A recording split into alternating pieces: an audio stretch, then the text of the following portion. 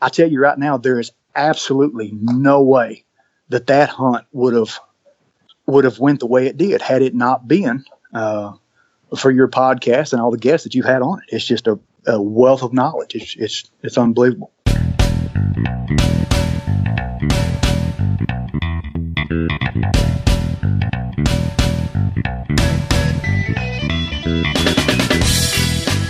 Welcome to the Hunt Backcountry podcast presented by Exo Mountain Gear. This podcast and the gear that we produce at Exo Mountain Gear share the same purpose: to make you a more capable, confident, and successful backcountry hunter. Straight to the point, no fluff, and no BS, this show is all about providing you with valuable information from experienced hunters. To learn more about the podcast or about our backcountry hunting packs, please visit exomountaingear.com. Well, as you heard in the teaser, we have a special episode tonight. This is an episode somewhat like we've done before in that it's an episode with you, one of our listeners, but this story is unlike anything we've heard. Tonight we talk with Brian Oden. He's an Arkansas guy, just a regular guy, like you, like me, and he wanted to hunt elk. And this is his story about how he did that. It's a story about how the podcast helped him do that. And we say the podcast, we don't mean like us. I don't mean myself. I don't mean Steve. I mean all of the guests that we've had on the show. Because this show really isn't about us. It's about you, the listeners, and it's about the guests that we have. Tonight, the listener is the guest, and I'm super excited to share this one with all of you. Before we dive into that, just wanted to thank you guys as always for tuning in. Again, you can contact us anytime by email to podcast@exomountaingear.com. So if you have questions, suggestions, guest requests, anything like that, just let us know. Also, if you're enjoying the show, please consider leaving us a review on iTunes or Stitcher or wherever else you might be listening to this. Okay, guys, I'm so excited to share this one with you. Let's get straight into it. An awesome elk hunting story with many lessons learned that you can glean from with Brian Oden. Well, Brian, welcome to the Hunt Backcountry podcast. How you doing? Yep, I'm doing well. How about yourself? Very good. Steve, what's going on, buddy? Living the dream, man. Getting ready for Christmas. Take a little time off work. It's going to be a nice little vacation. Yeah. This is just the week before Christmas as we record this one, so it's pretty exciting time of year. So, Brian, let's kick things off. I guess you are a listener of the podcast. You shot us an email this past fall after your 2017 elk hunt, which of course we want to dive into, and it's an awesome story, and there's some really cool lessons in there, especially for guys who are newer to elk hunting and or guys who don't live out west and kind of want to make that trip happen. I mean, that's your story, and that's what we want to hear about tonight. But before we get to the elk hunt itself, kind of give us just a little bit of personal background or history and context on who you are. Okay. I live in Arkansas, northeast Arkansas, a town called Paragould. It's about 30 minutes north of Jonesboro.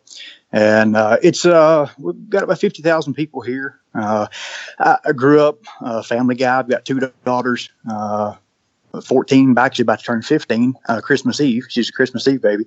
And then I've got another daughter that is 11. So got two girls. They're kind of interested in hunting just a little bit, but not as much as Daddy. Sports keep them pretty busy. And I'm a fireman. I've been a fireman for about 22 years in Jonesboro, and it's really fortunate the way our work schedule works. I actually end up with quite a little bit of time to hunt in the fall. Of course, with kids, time's busy, but my family's usually pretty good about trying to work it around me. But it's good times for sure. Keeps you hopping. Right. So you mentioned previously it was you were kind of laid up with a back surgery, and was that when you really kind of got the drive to want to make a backcountry hunt or get out west happen? Is that when that happened? Yeah. Well, I have always wanted to do so, but in 2013, I was fortunate enough to actually make a trip to Alberta, Canada, where we had made some friends up there through a sale of a bow, and ended up going up there and trying our hand at elk hunting. Of course, we were still new to it. It was no different than deer hunting or anything else. We were just going to the woods to spend some time in the bush, as they call it. And anyway, on the way in, we had about a 26-mile ride in, and we were in a side-by-side, and I broke my ankle going in. I didn't realize that I did. I thought it was sprained pretty bad. But over the course of the next 10 days, it didn't get a whole lot better, but I was able to bear weight. Went ahead and hunted through it, came back, found out it was actually broken. And then through the process of limping for 10 days and coming back and getting on crutches, changing my gait 2 or 3 times, I think that progressed a back injury maybe to the point where he actually herniated a disc. And so it was kind of, my wife wants to call it cause and effect. It's because I went to Kansas, so all this stuff happened. But yeah, it was, ended up coming up with a ruptured disc pretty bad. It was going to need surgery. And it was the week about 10 days before Thanksgiving. And so I was laid up in bed for about 11 or 12 days, just waiting on the surgeon, to get back in town to where he could take care of me. And of course, you lay up like that, that time of year, you can get in a pretty bad place. And I just started trying to find something to occupy my time, something that I'm a planner. I like adventure. I like to, I like the next thing to do.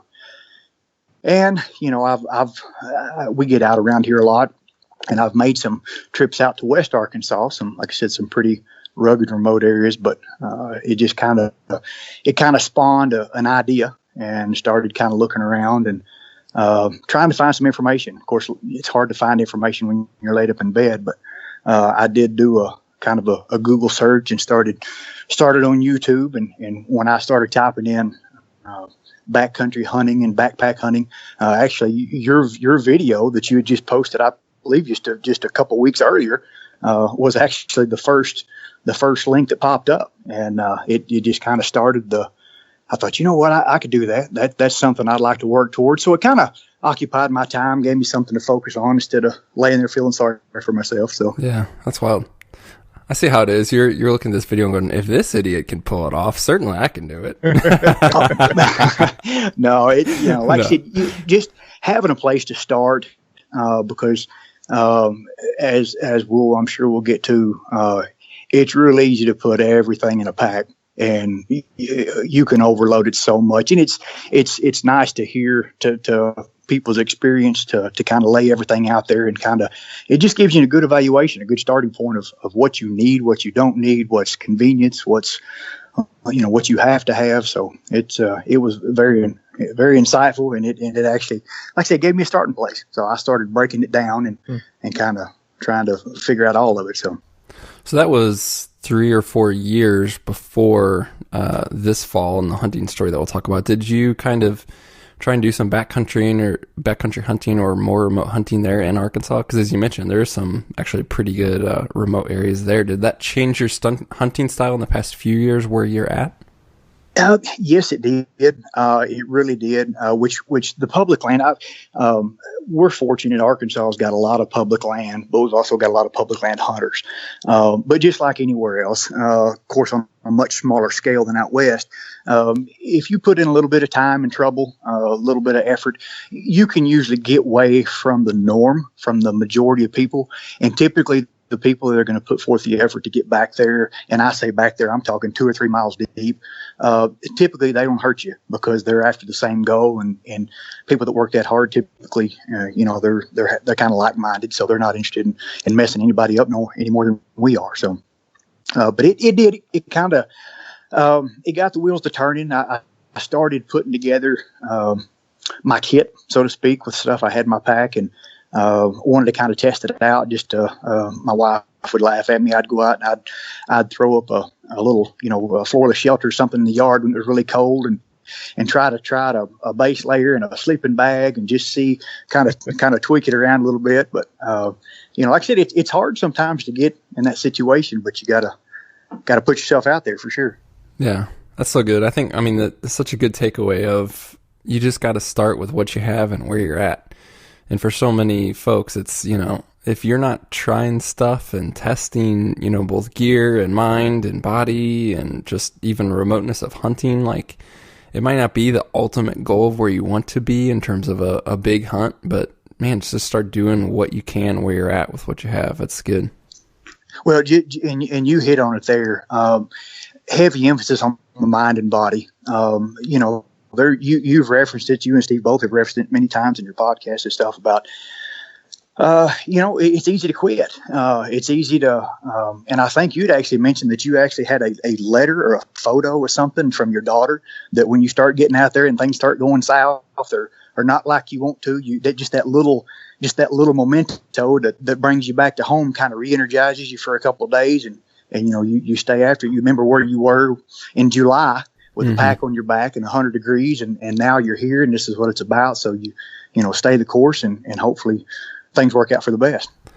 So let's fast forward and really talk about not starting the hunt this year, but how did this year's hunt come together for you? I know you found a partner, you found somebody from back home who was willing to take this type of adventure and endeavor on. How did that go? How did you meet him? How did you find him? Because that's something we get questions on quite a bit is, how do you find a hunting partner? What do you look for in a hunting partner? Or, right. I live, nowhere near elk country. I can't find anybody crazy enough or passionate enough or stupid enough to go with me. How did that work out for you?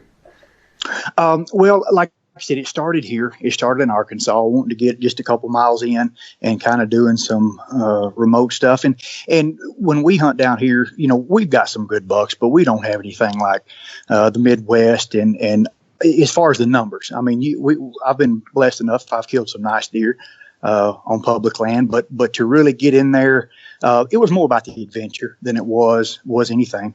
And I've got some very dear friends that I hunt with, spend a lot of time hunting with. And actually, the guy that I usually hunt the most with, he's a farmer. And of course, September's boom time for them. They're getting crops out of the fields, and it just wasn't going to work out.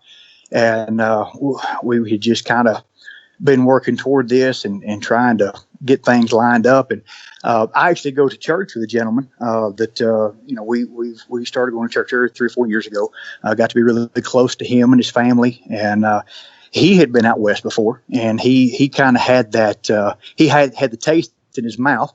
So we started talking about this and kind of diving into it. And next thing you know, we thought, let's just do it. And so we started looking around, and again, that's the bad thing about being from this part of the country and not out west.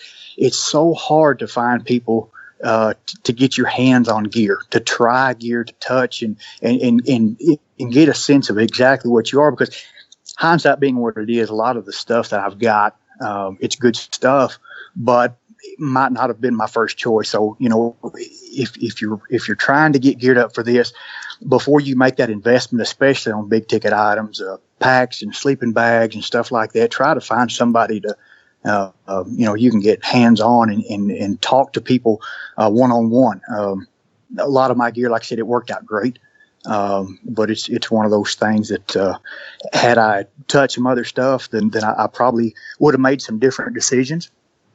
But when I started talking to Chris about this trip, he was all in, just right off the bat. We started talking about states and draw odds and we're both blue collar workers. So, we were trying to find something fairly economical. And, Idaho has a very liberal tag system, over-the-counter tags for most of the places, and the prices are real reasonable. And it's a long drive out there, but it's definitely worth the effort for sure. That's kind of where we ended up deciding we were going to try to head there the following year. That would have been from 2016 is when we actually started talking about it. And from that point, we just kind of had it set in our minds that's what we're going to work toward. And so kind of made a list and started going down it. Yeah. Steve, remind me to edit that Idaho part out, because I know you don't want that word getting out. we'll overdub that with some other state. Yeah, there we go. Yeah, for sure. Yeah, that's put it like Florida in there or something. Yeah. Yeah, there you go. Yeah. Was that that's got to be close to 30 hours for you guys? Yeah, it was about 31 out there for sure. It was a long drive, but as you head out that way, every 100 miles you click off, you get a little bit closer to something different that you've never seen. I've never been out west, much past Oklahoma, so it was really. It was an enjoyable trip. It was a hard trip. And of course, we didn't want to miss anything. So we drove through the night the first time, and our intention was to make it to, I believe it was Red Rock Wyoming, about an hour and a half this side of Salt Lake City. And we wanted to take a rest and sleep through the night, so we're not driving through beautiful scenery or anything else. We want to take it all in. So you pick a state. How did you guys personally, and obviously we don't need to say where you hunted by any means, but how did you guys pick from Arkansas, driving 30 hours to a place you've never been, that you've never seen? How did you begin to narrow down where you wanted to hunt, like where you were going to choose a trailhead, what access, what you were looking for? Because, I mean, clearly we've talked about e-scouting in the podcast, but I'm curious from your perspective, having walked through this process, what types of things were you looking for? How did you make those decisions? The first thing we looked at, like I said, was availability. How easily were we actually going to be able to get to some land that maybe wouldn't just be flooded with other hunters? You hear Colorado's a really popular state, but you also hear a lot of people that go to Colorado. And it honestly, it seemed like Idaho was not quite as popular, not quite as busy in all things considered. And like I said, we weren't looking for anything giant. We were looking for an adventure. So when we started looking at Idaho, and we actually looked at some other stuff, but ultimately it came down to the bottom line, because trying to prepare for a hunt monetarily, as well as logistically from the cost of the tags and the expense of travel and everything else, we're trying to keep that bottom line just as low as we could. And two, I've read some stuff back to when I was in the bed in 2013. I was actually doing some looking, and hunting up north in the Yukon and Alaska had always just intrigued me. And some of the articles and stuff that I'd come across about the wilderness areas, and actually that they had fly-in drop bases in the wilderness areas, and just the thought of that much open space that was that remote, man, Idaho stuck in my head. And in some pictures, I do a lot of photography, and man, when you look, a lot of my friends would come back from other states, Colorado and Utah, beautiful stuff, but just I don't know, it's just one of those things that when you look at a picture and you see Idaho, the lakes and the mountains, it's just that's what was drawing. That was the biggest thing that was drawing. And when we started looking at maps, listening to podcast, introduction of Elk 101 with Corey Jacobson, just a wealth of information, a wealth of knowledge. Chris and I both subscribed, and man, we were eating it up. We were looking, and I've always been a map guy. I like to stay on a map. I like to spend a lot of time and, put myself in the map, so to speak, and kind of, you get on Google Earth and you can go down to almost street level and you can get an idea of the topography and the terrain. And we kept looking, and so much of that is so overwhelming. Coming from a state that has several mountains that are in the, and I laugh when I say mountains because they're the 1,800, 2,000 foot mountains, but they can get pretty steep, but it's nothing like out west. It's hard for us to put into perspective exactly what we're getting ourselves into. So we started looking and doing the Elk 101 and kind of breaking it down and looking at some of the things that we needed to concern ourselves with. And in doing so, we narrowed it down to a few different places. I was fortunate enough through where I work, we have a FDIC. It's in Indianapolis. It's a fire department instructors conference that I attended a few years ago, and I actually attended with some guys from Idaho. And I reached out to them trying to figure out exactly who it was I had attended with. I'm terrible with names. And through the process of talking to one of those guys out there, basically I just leveled with him. I said, "Hey, we've never been out there. We're not looking for you to tell us a spot, but would you be open to me giving you our plan A, B, and C, and you either confirming or denying that we're on the right track?" I wanted to do the work. I wanted to do the map work and the research, and he was gracious enough to do so.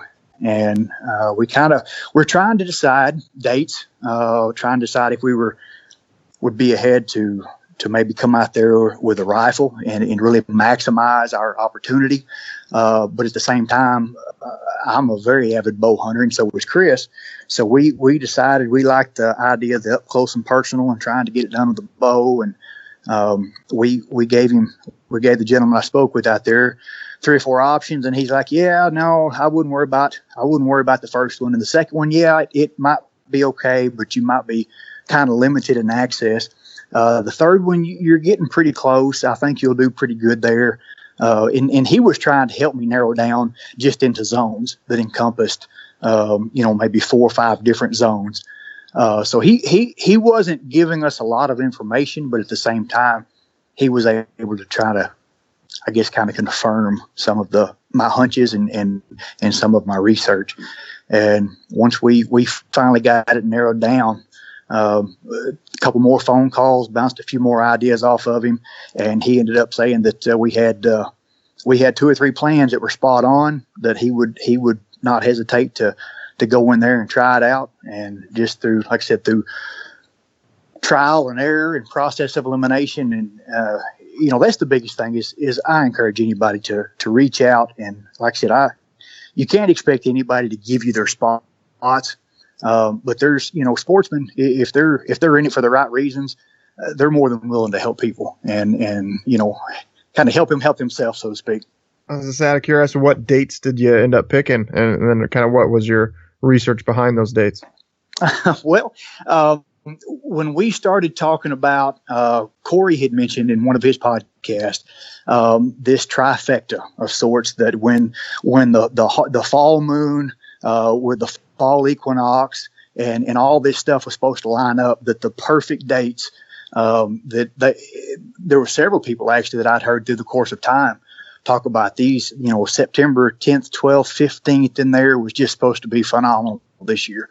And so it just kind of worked out. We were both able, my schedule with work is pretty flexible, as is Chris's. So we just kind of picked a couple weeks slot out there, penciled it in, and that's what we were shooting for. Okay. Yeah. It's neat that like you said, you guys did the work. You weren't asking for a handout. You weren't saying, even point me in the right direction. You did a ton of work, and then you're kind of just looking to confirm those plans. And for, listener who's out there who says, that's all well and good, but I don't have the guy in Idaho that I can call and bounce those ideas off with, or the guy in whatever state, I would take that exact same approach and then do all the work, do the legwork that you did, come up with plans, come up with ABCD. I would do that same exact thing and then call the state fish and game, call somebody from those areas in that state and do the same thing, because I can guarantee you that if you do that work up front and then take that information to somebody like in the fish and game department, for example, that you can actually get some really helpful feedback on, okay, yeah, here's your ABCD, but actually out of all those things, like C looks the best, maybe here's why.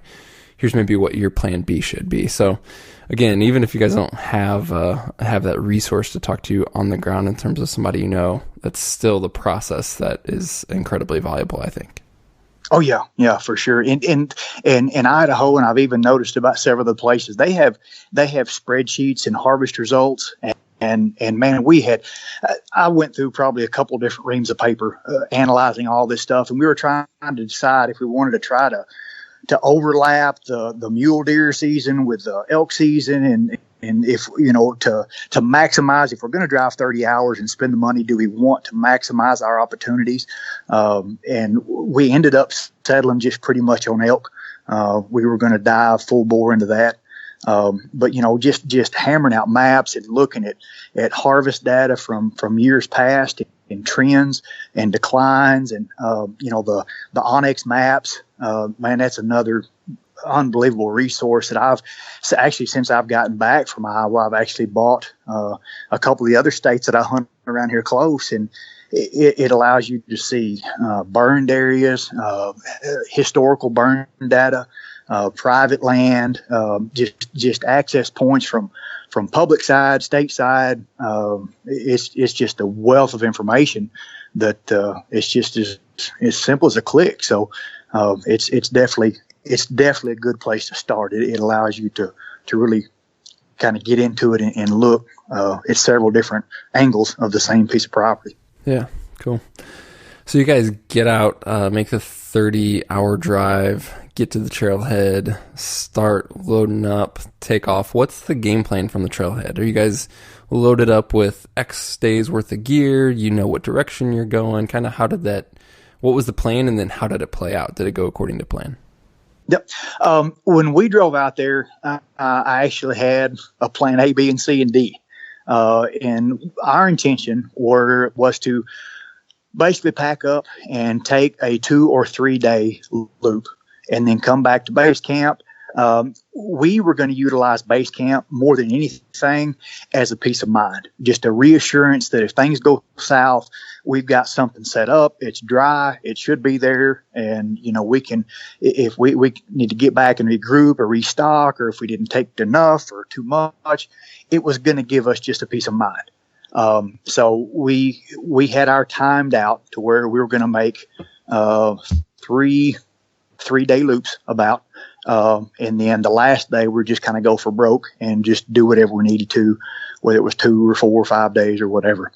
So we drove out. The first plan, we pulled up in camp, threw a tent on the ground, and I'm going to say we were probably there less than 45 minutes, and we were packs on the back, and we were heading out.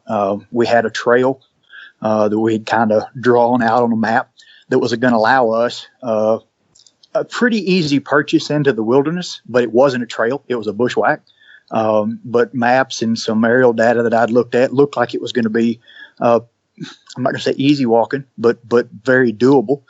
And so our goal was to make it on top of the mountain before dark, and hopefully maybe hear something at dark, spend the night out there with them, just see what we hear. More than anything, it was get out of the truck, get in the woods. We drove this way. Let's get this thing going. So we made it to camp, had it set up there. The pack weight, it's easy to load way too much stuff in that pack. Holy cow! And it's funny because as we were making the mountain there, 2 or 3 different times as I propped my head up on my walking sticks, I thought, and I remember hearing Steve talk about, these 20 and 25 pound packs. And I'm like, there's no way. But then I was about ready to dump my stuff in the woods for sure. Yeah, I think once you go through that once, you're gonna learn from it fast, basically, and get that pack lighter. Yeah, for sure. And coming from Arkansas, just the sheer size of the world out there, it's beyond comprehension until you stand there and you look. I took gobs of pictures, and they don't do them justice. They don't begin to touch how big it is. And when you take off walking up, we had done a lot to condition. I had started actually packing 40, 50, 60 pound packs a day or 2 a week at a place just north of here. You got a little bit of steep topography, but not much. But just trying to get my legs under. I mean, we did that from March right up into the time we left, and we were pretty decently conditioned. And our elevation was not that bad. We were in that 58 to 6,500 mark. And I never really felt like I had any issues with it that first afternoon.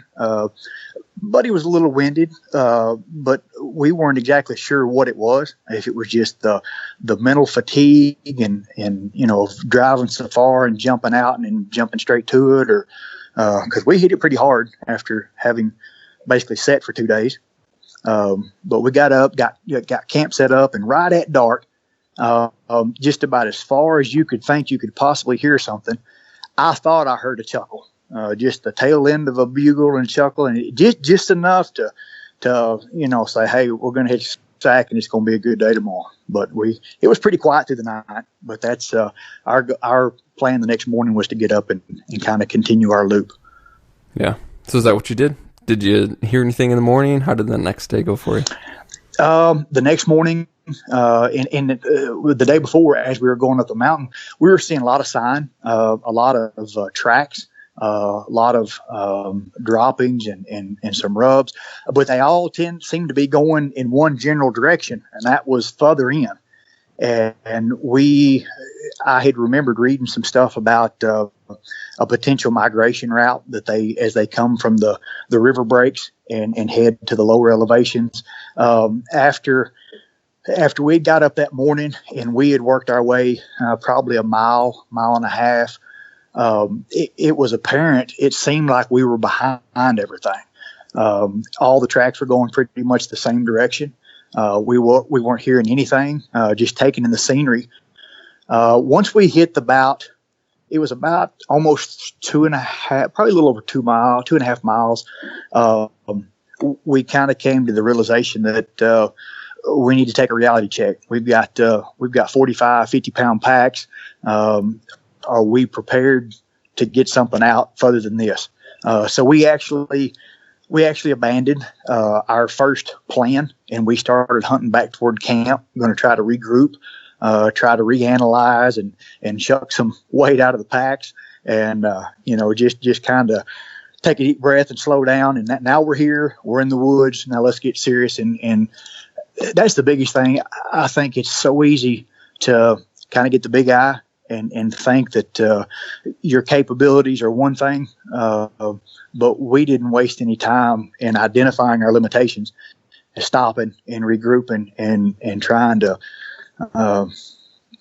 adapt and not waste our time being miserable, basically.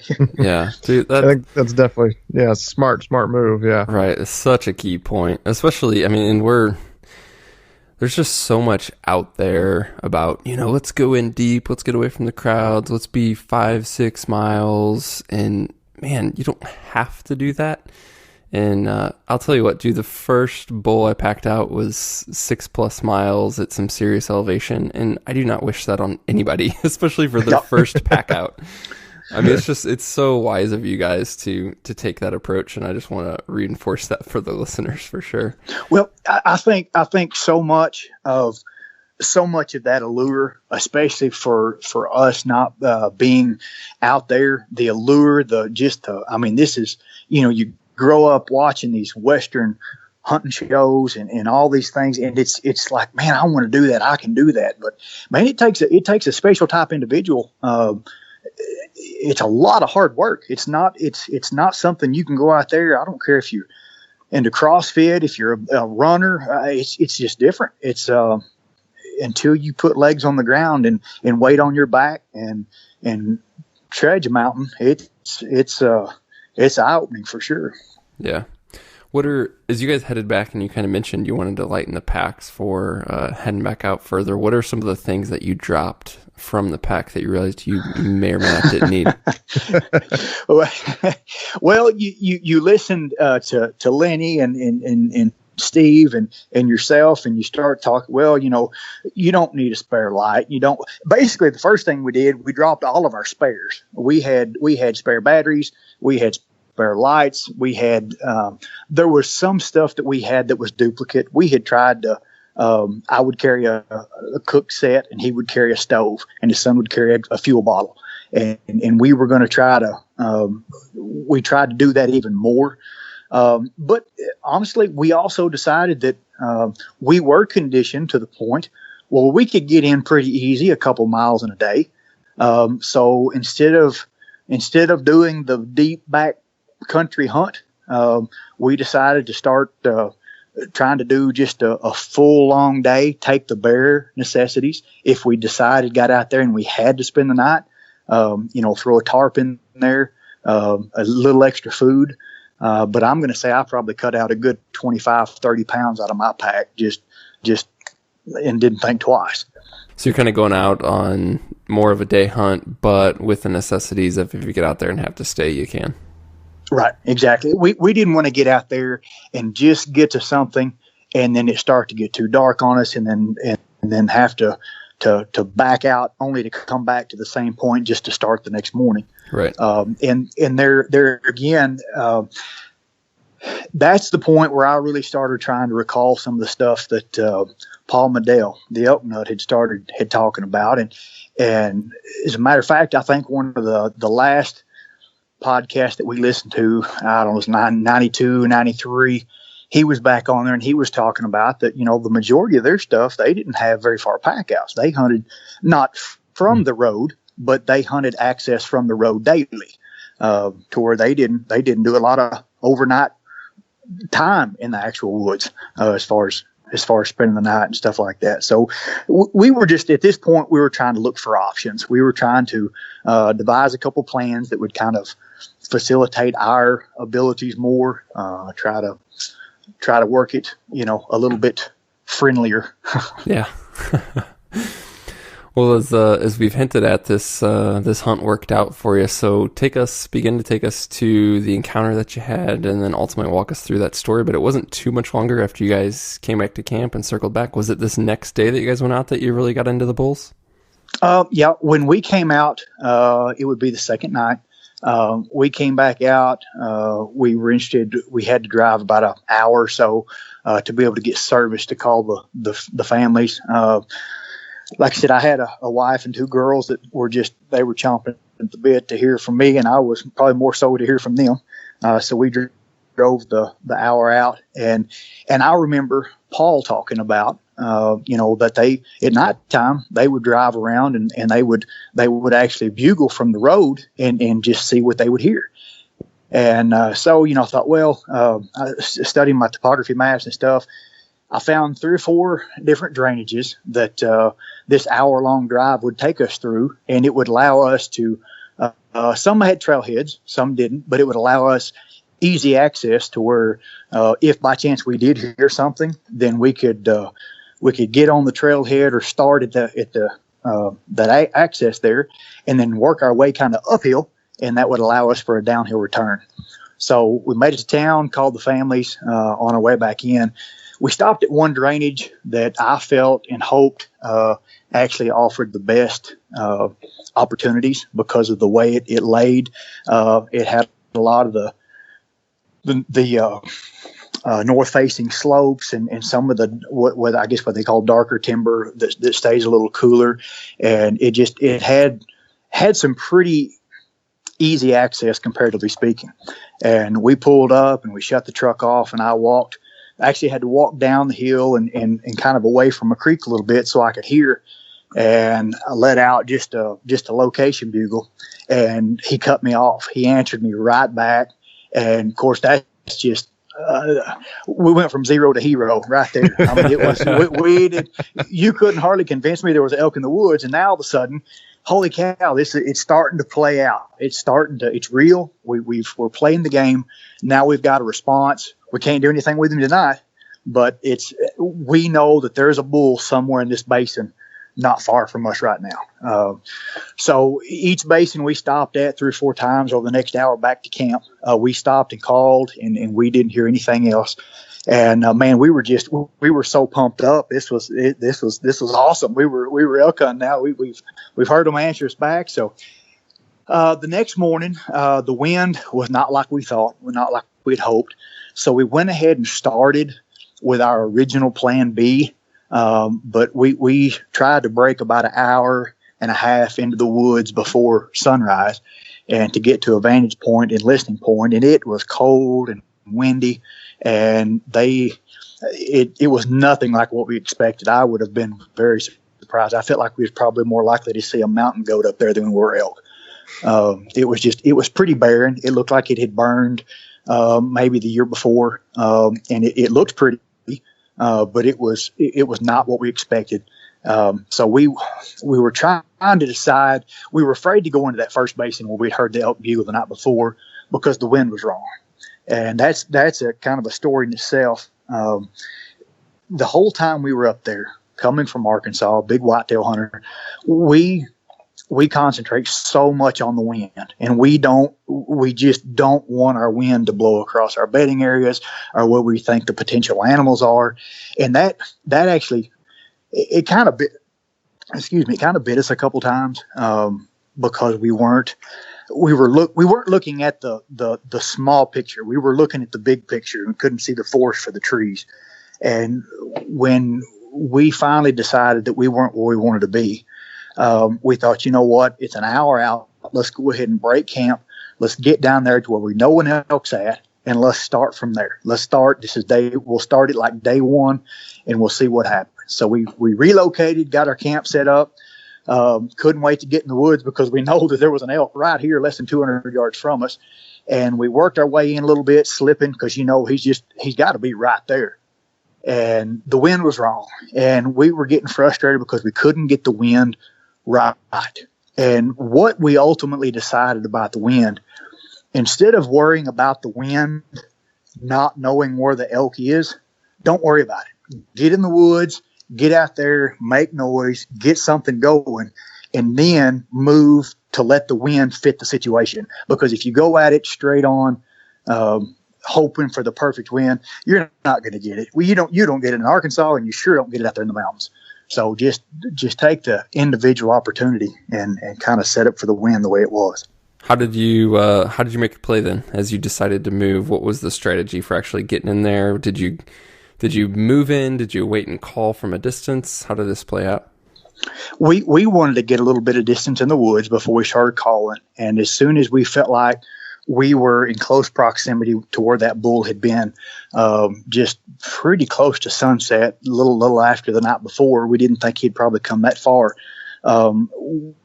We were hunting. We were calling and we were bugling and cow calling, just trying to get a response. We were just working our way down the side of the shelf and just listening high, listening low, just taking in the scenery, trying to get some distance in the woods. And we heard a bugle. I was actually looking off this rock face just to see what was out there. And I came back and my buddy said, "Hey, did you hear that?" I'm like, "No." He said, "Well, elk bugled right down here." So we kind of scrambled there and we kind of tried to get set up on him. And Chris's son, he's his 17-year-old son. He went out there with us kind of as a last minute idea. He wanted to go. He's in phenomenal condition shape. So he had a pack and he was with us, and we were set up hoping this bull would come in. Heard him bugle a couple more times, and it fell apart just as quick as it started. We don't really know what happened to him. I don't believe he winded us, but like I said, this particular day, the wind had shifted from the north. The temperature had started dropping. It had dropped probably, I'm going to say 25, 30 degrees over the last day and a half. And it felt like things were about to. It's a feeling when you're in the woods a long time. When the wind and the temperature and everything gets right, it just feels right. So the elk that we heard bugling, he kind of fell apart, and we sat there and we started trying to decide our next plan. And that's kind of when we came to the realization that we can't play the wind for what we don't know. We've got to wait until we hear an elk, and then we just adjust to that elk, whatever we need to do. So we heard another elk bugle off in the distance, 200 or 300 yards away, and we started trying to figure out what we're going to do, how we're going to make our play. And in the process, we got up, gathered our stuff up, and before we could take off after this elk, we heard another elk, and he bugled, I'm going to say probably 100 yards from us, and it was off. It would have been off to our north, off to our right. And of course, he's a lot closer, so now he becomes the object of all our attention, and it gets pretty crazy from that point. It's an awesome story for sure. Let's dig into it, man. I've read it. I'm like, dude, even reading it, I was super excited. So yeah, just walk us through it, because it's so cool how this plays out. Okay, so Chris, we had drawn straws, and it was our turn. It was my turn to shoot that day, and as we set up for this elk, he was responding. Every time we'd bugle, he'd holler right back at us with a bugle. He'd cut us off, and it wasn't very aggressive, but it was more of a location bugle with just a little bit of extra stuff in it. We'd cow call and he'd bugle, and we'd bugle and he'd bugle. So we're like trying to figure out exactly what's going to happen here. And after about 15 or 20 minutes, he's not getting any closer, and he actually may be getting away from us just a little bit. And it's really thick. We're boxed in. A long shot would be 20 yards. So we're trying to figure out what to do. I turkey hunt quite a bit here. I've learned that if you call in a turkey and he leaves, he's not coming back. There's a lot of similarities from what I'm seeing with elk and turkeys in the way that you can't necessarily call them down a hill because they can see where you should be. So this elk's over here bugling, and I look at Chris, and after about 20 minutes, I said, man, I'm going after him. So I dropped my pack, grabbed my rangefinder, which I know everybody says don't drop your pack, but I knew they were going to stay there, so hopefully this was going to work out. So I grabbed my rangefinder, my binocular harness, and I took off and went about 10 or 15 foot, and it was thick, trying not to spook anything, and I got to this creek. When I got down to the creek, went to cross it, and the far side was probably about 6 or 7 foot tall, and it was just laced with sticks and twigs and debris from looked like maybe a flood. I'm not sure. And I thought there's no way that I can crawl up this thing because this elk is bugling 40 yards across the creek. So anyway, I took my time, moved some sticks, got to the top of the hill. I could see movement, but that's all. It was so thick, there's no way I could even tell for sure that was the elk that was bugling. So I started working my way, just tippy-toeing, and as he would move, he was still moving up the hill away from us. So we continued. Chris is calling across the creek, and the elk's still bugling, but he's still moving away from us. So fast forward about 20 minutes, I'm still with the elk. We're now probably 100, 150 yards away from the creek. He's still bugling, and I'm trying to figure out, he doesn't know I'm here. So I'm getting closer and closer to him, but there's still too much distance between us. So I finally get to a vantage point. I get a little bit ahead of him, and I feel like he's going to cross in front of me, and I can't find him.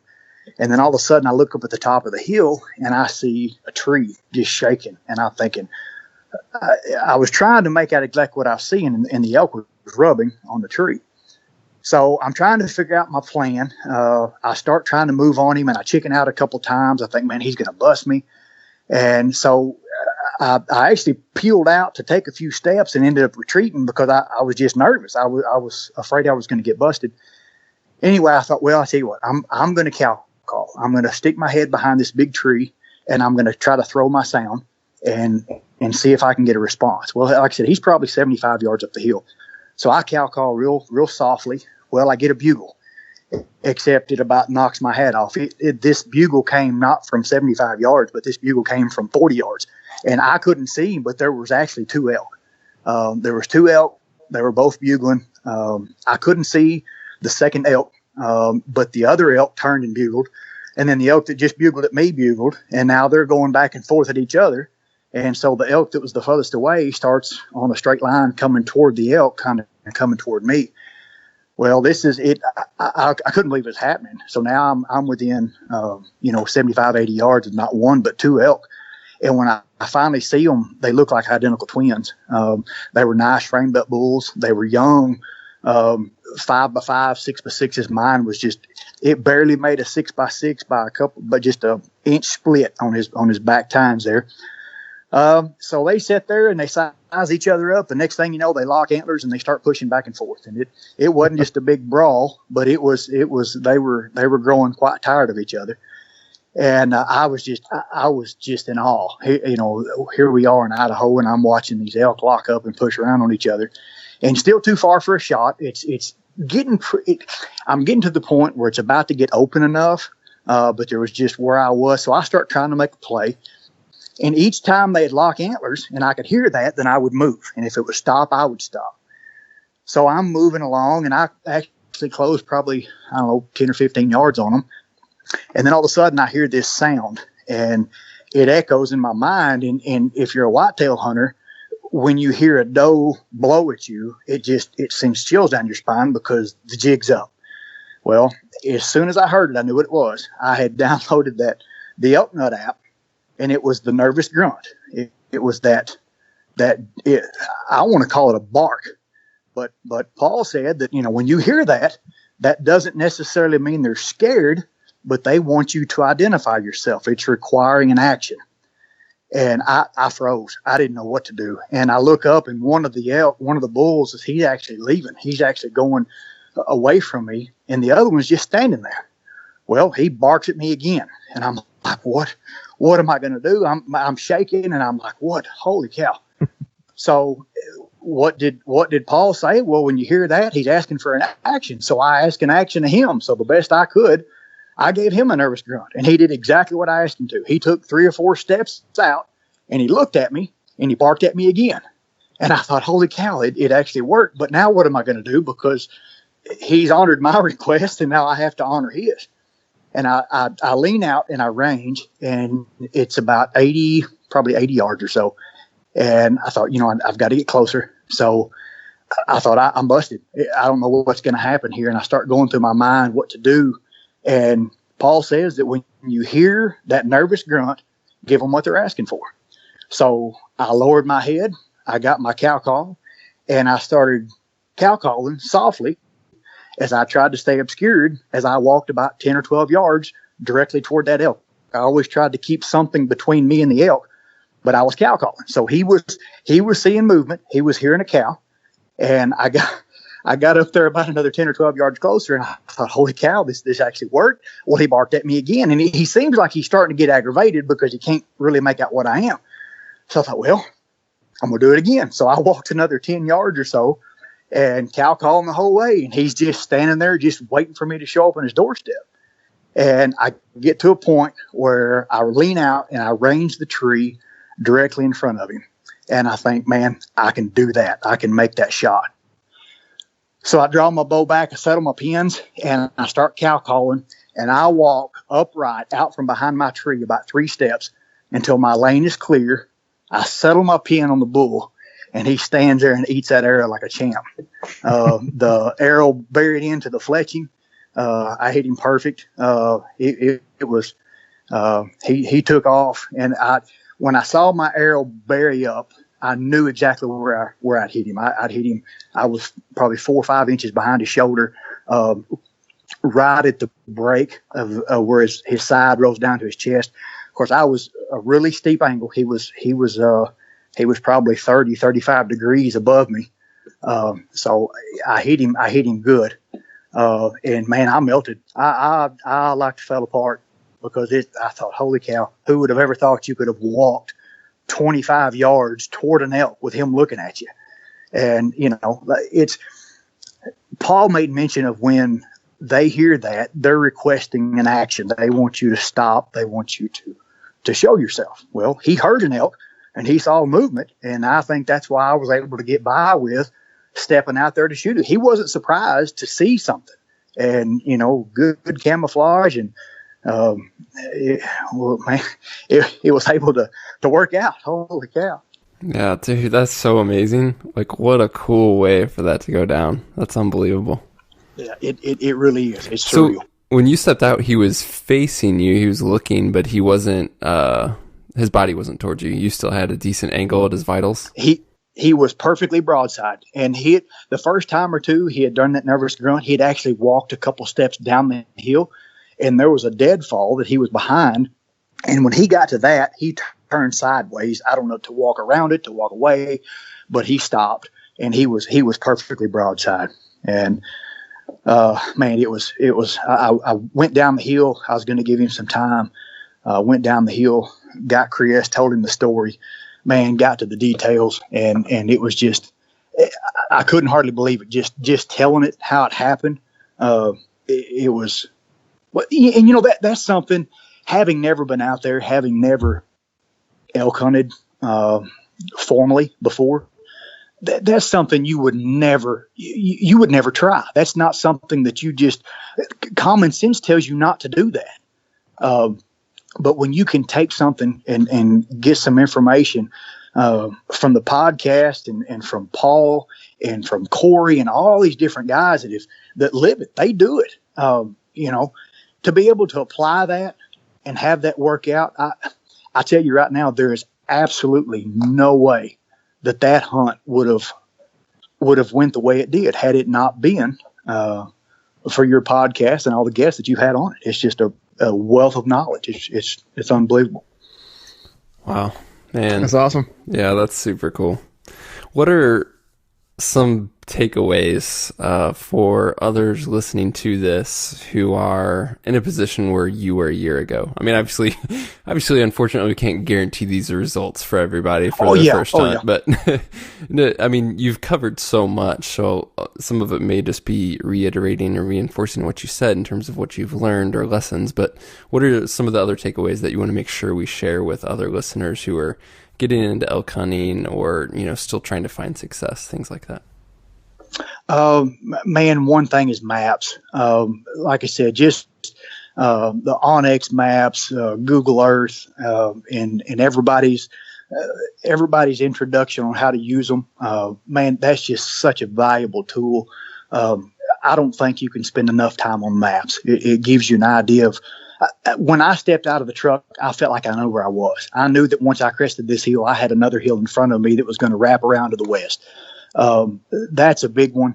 Go with your instincts. If you feel like you need something in your pack that's going to give you peace of mind, pack it, but know that it's going to be extra weight in your pack. But at the same time, you've got to condition mentally and physically, because it's big. It's big country, and the pack out of this elk. I've told everybody I've talked to, it was the most awesome suck that there ever was. It was. I don't know that I've ever enjoyed agony that much, but that was something that I'd want to do forever. But I don't think you can condition enough for it. And I'm not talking about being fit. I'm not talking about being super healthy and slamming energy drinks and everything else. I'm talking about putting weight on your back and walking stairs. That's you cannot do that enough. Whether you're going to hunt a mile or 2 miles, if you're going to pack a 900-pound elk out of the woods, you've got to have your legs under you for sure. And that's another thing. I've been fortunate enough now to actually put my hands on an XO pack, and that's one of my biggest regrets. Having not researched my packs more. My pack did very well. I was pleased with my pack, but at the same time, you put your hands on your gear, especially your big items. Because your pack makes or breaks you for sure. For sure. Yeah, we say it over and over. Packs and boots, man. Those are the two things you don't skimp on. There's sleeping bag and tent. You can get away with $100 thing or a Walmart sleeping bag, but pack and boots, they can make or break a hunt for sure. Oh yeah. And I guess more than anything is just identify your limitations. Don't push too far, because it is big country, and you can get too big. You can get too big for your britches really easy out there. And fortunately enough, we didn't run into hardly anybody else out there, so we didn't feel pressure to have to get away from people. But just identify your limitations, and be honest with yourself, because it's not a big bad macho deal. It's like I said, you don't have to be 6 miles in to kill an elk and have an awesome adventure for sure. Awesome, man. Couldn't recap it better Great myself. Story. Yeah, Brian, thank you so much for sharing. I was getting all excited just listening to your talking about you got two bulls right in front of you and they're fighting each other, and that's amazing for me to experience it, and that's in my backyard, and I get to experience it a lot. For you to come all the way out here and have that you had the hair on the back of your neck had been standing up. That's so cool. It was surreal. I was. Yeah. It was a jaw-dropping experience for sure. That's awesome. Well, Brian, once again, thanks for joining us. It's so much fun, not only to learn from your experience, but also, again, as Steve just mentioned, just to hear it. It's just such a cool story. Memories that I'm sure will stick with you till the end. Well, man, I appreciate the opportunity for sure. It's been an honor, and like I said, I encourage anybody, man, get on the podcast and start at the bottom and go up. I've spent hours. I've got a 30-minute commute each day, and I've listened to, I don't know if I've listened to all 104 or 5, whatever there are now, but I guarantee I've got 95 or 96 under my belt. And it's just, it's great information. It really is. And all right. Again, guys, thank you so much for tuning in. Be sure to shoot us that email to podcast@exomountaingear.com if you have any suggestions or questions. As well, that review on iTunes or Stitcher, wherever you listen to us. If you can leave a review, do that. It helps us tremendously. Finally, if you've stuck around this far, hopefully you've already heard in previous episodes about the training plan that we have with Atomic Athlete. If you guys want to get in shape for the backcountry, go check out exomountaingear.com/train. 100% free, a great resource for you guys.